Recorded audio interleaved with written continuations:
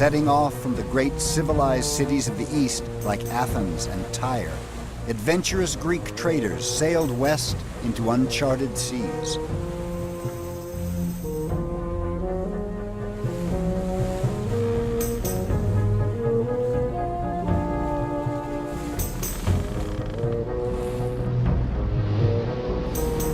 Navigating by the stars, without instruments, they began to explore a remote and little-known peninsula of the Western Mediterranean. They called it Hesperia, the land of the evening sun.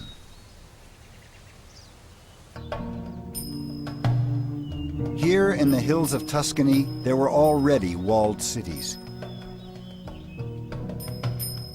There were kings and high priests. There were skillful craftsmen who created a tender and sensuous art like no other in the Mediterranean. And there were traders ready to barter the finest gold and ironwork the ancient world had ever seen.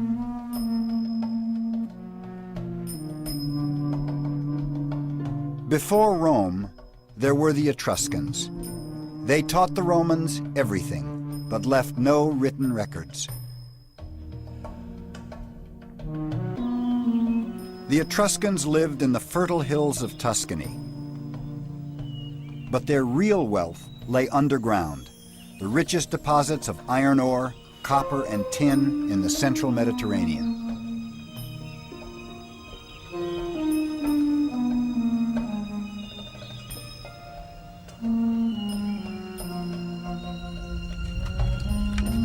As early as 700 BC, they created shafts, tunnels, subterranean galleries,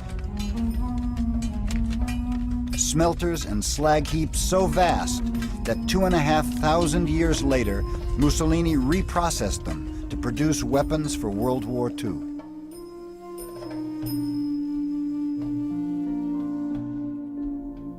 Etruscans traded their metalwork as far afield as Syria, Portugal, and even Sweden. But above all, the Etruscans were famous for their open displays of affection between men and women. It shocked the ancient world. The Greeks, who knew the Etruscans from very early on, before Rome was anything, before Rome was,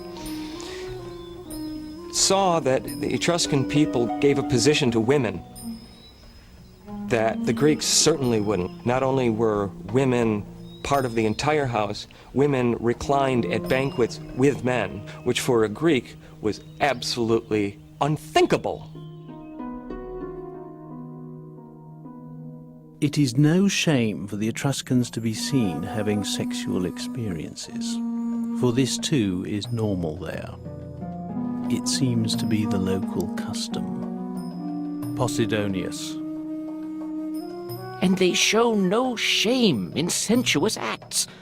While the torches are still lit, servants bring in courtesans, sometimes even their own wives, and they all engage in lovemaking, publicly. Theopompus. The Greeks and later the Romans loved to embroider scandalous stories about the decadence of the Etruscans. They were almost certainly untrue. But it is true that the Etruscans created memorable portraits of sensual pleasure. After the Etruscans, the idea of portraying such intimacy between men and women disappeared from Western art for almost 2,000 years.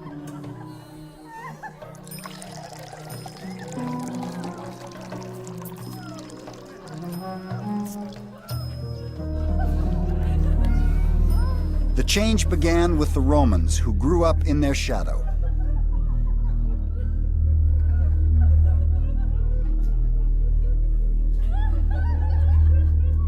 The first Romans were primitive, tough backwoodsmen. They resented the Etruscans, but had everything to learn from them, including the darker sides of civilization. Like all ancient people, the Etruscans were rigidly divided by class. brutal rituals enforced the power and prestige of the nobility. Etruscans staged games at the funerals of important men. The losers were killed. Their blood celebrated the prestige of the dead man and was an offering to his spirit.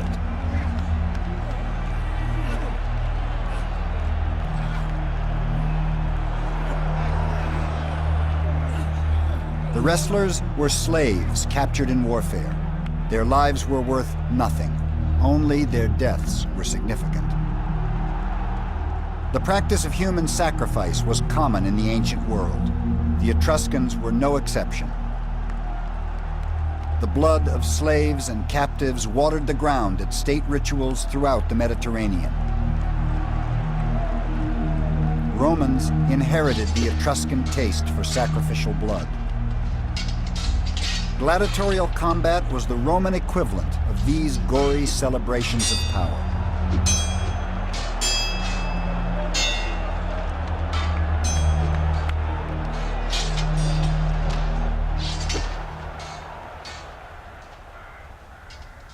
Rome took everything from the Etruscans.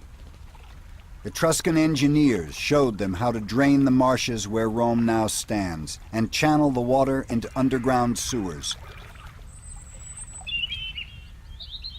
Etruscan architects and builders laid out the Roman Forum as a public square in the 7th century BC.